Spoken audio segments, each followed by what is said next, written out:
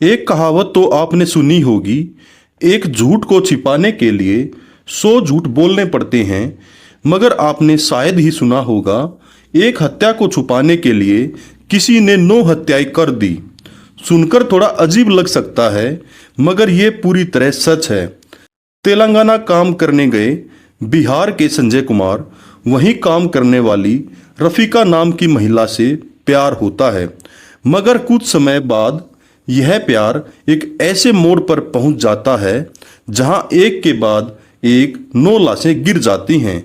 कैसे 9 लोगों की मौत हो जाती है, इन सब के पीछे किसका हाथ था, रफीका और संजय की पूरी प्रेम कहानी क्या है, चलिए जानते हैं। स्वागत है आप सभी का हमारे YouTube चैनल पर। आज बात करते हैं एक और नई सच्ची क्राइम की कहानी की। मार्च 2020 तक कोरोना वायरस ने तेजी से अपने पांव पसारने शुरू कर दिए थे। इस कारण 24 मार्च 2020 को देश भर में लॉकडाउन लग गया। लॉकडाउन लगने से मजदूर जहां काम कर रहे थे वे वहीं फंस कर रह गए।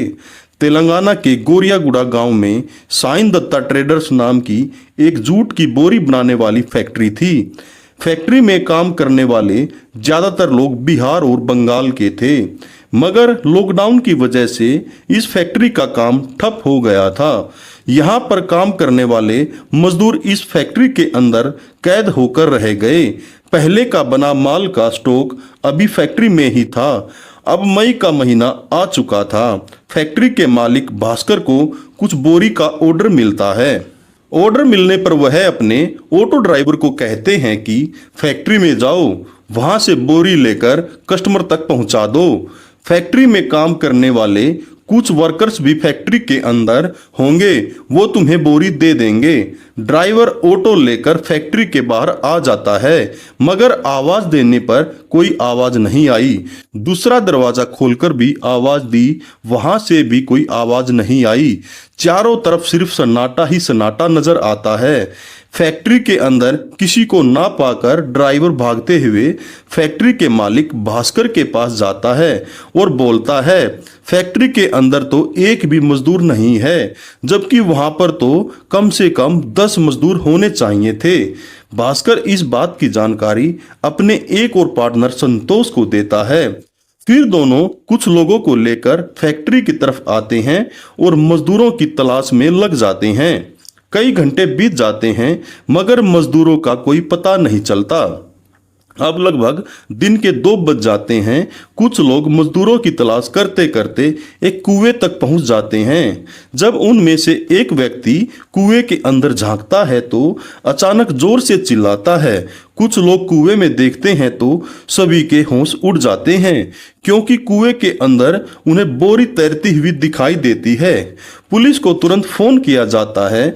मौके पर पुलिस की टीम आती है और बोरियों को कुएं से निकालते हैं। बोरियों से शक के मुताबिक मजदूरों की लाश निकलती है। लाश के निकलते ही फैक्ट्री के मालिक पहचान करते हैं। चारों ओर इस फैक्ट्री में काम करने वाले मजदूर और मजदूर के परिवार वाले होते हैं। काम करने वालों की पहचान मकसूद आलम, मकसूद की बेटी निशा और 3 साल के बेटे बबलू के रूप में होती है। 5 लोग अभी भी लापता थे, उनकी भी तलाश शुरू होती है। अंत में पुलिस फिर से कुएं की गहराई में उतरकर जांच करने का फैसला करती है।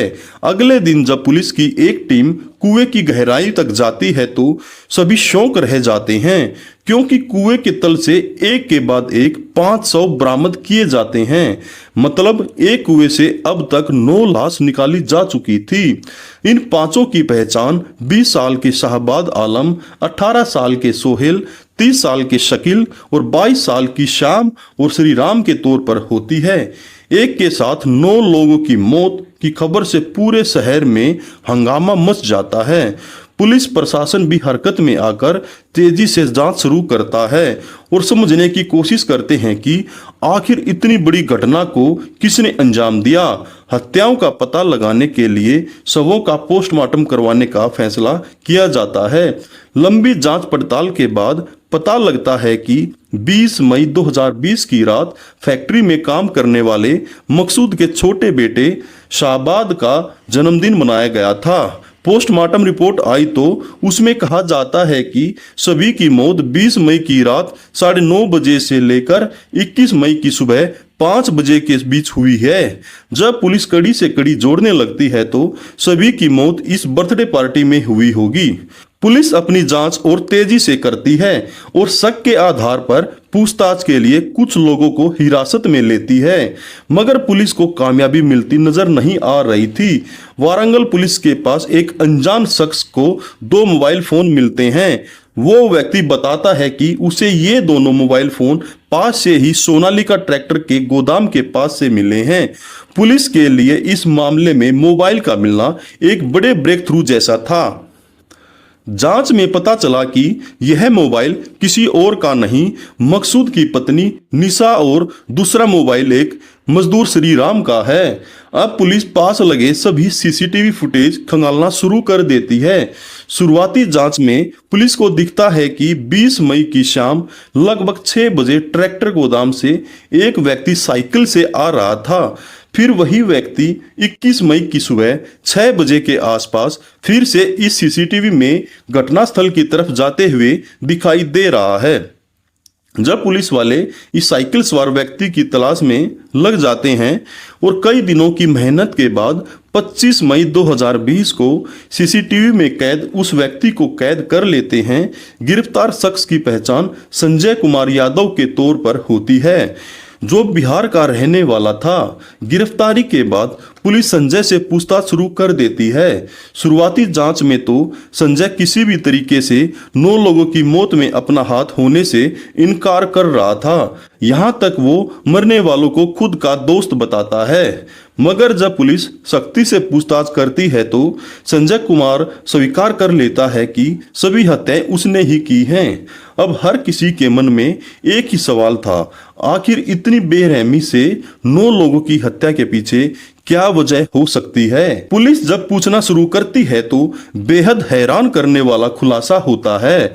संजय द्वारा किए गए खुलासे के मुताबिक साल 2014 के आसपास संजय काम के सिलसिले में तेलंगाना आता है। यहीं उसकी मुलाकात मकसूद से होती है, जो इस बोरी फैक्ट्री में काम करता था। संजय मकसूद से काम दिलवाने की बात करता है, उसे बोरी फैक्ट्री में काम दिलवा देता है, जहां मकसूद के परिवार के और भी लोग काम करते थे।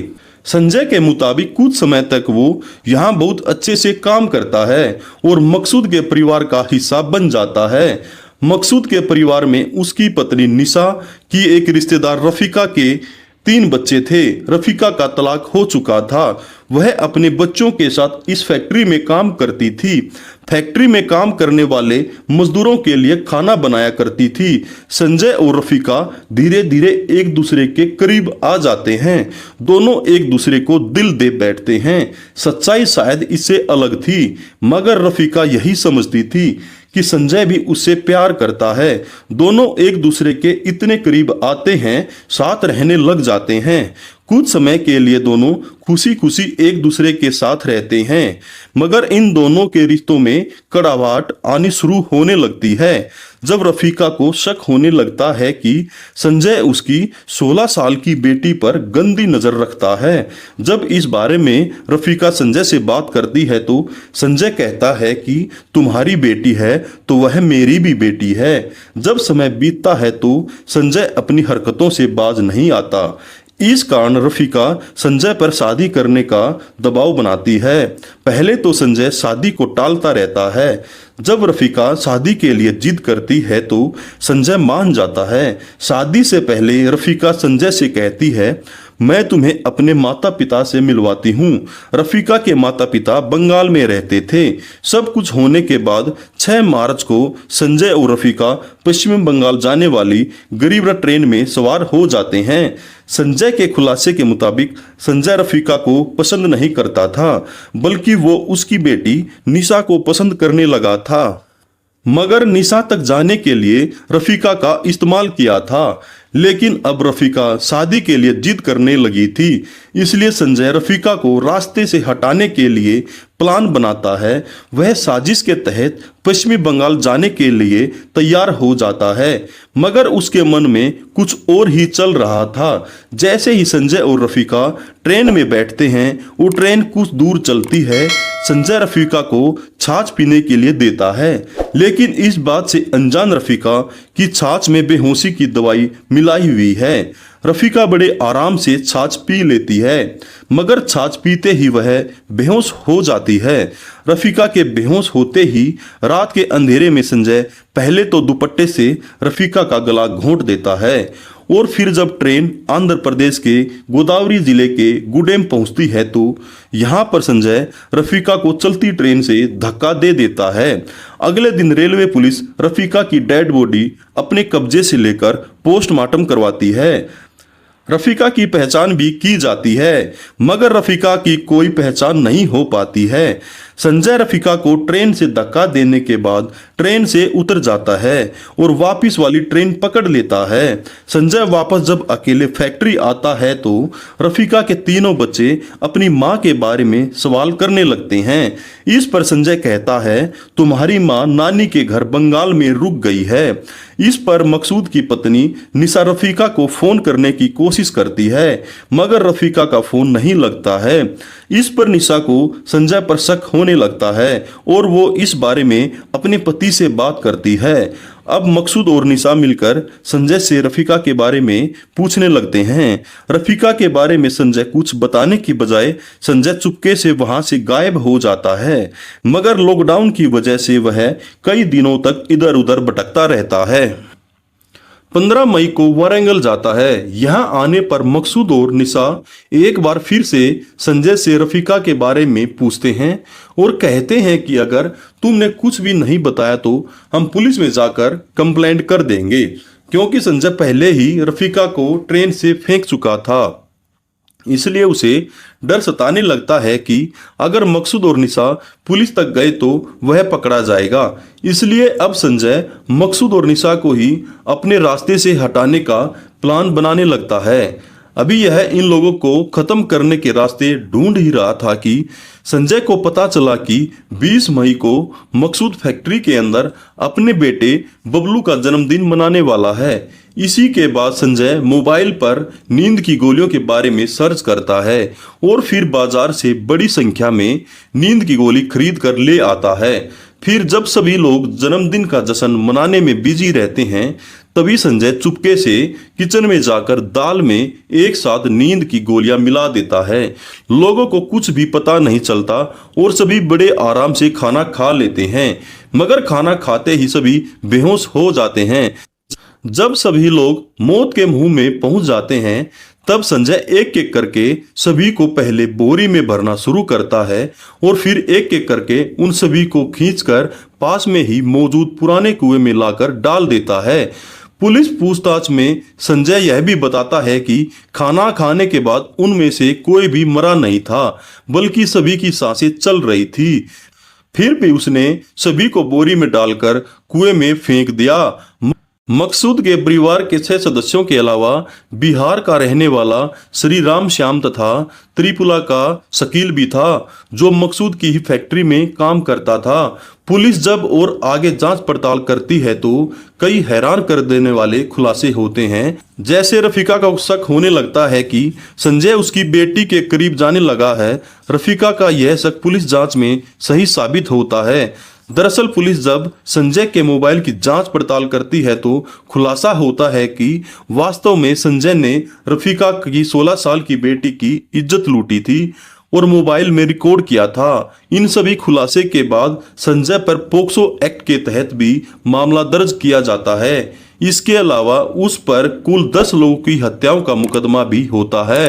लंबे समय तक मामले की सुनवाई चलती है और फाइनली 2023 में निचली अदालत द्वारा संजय को 302, 380 और 354 के तहत दोषी करार दिया जाता है और उसे मौत की सजा सुनाई जाती है। निचली अदालत ने भले ही संजय को फांसी की सजा दी हो, मगर संजय के पास ऊपरी अदालत में अपील करने का रास्ता खुला है। फिलहाल संजय जेल में है और अपने अपराधों की सजा काट रहा है।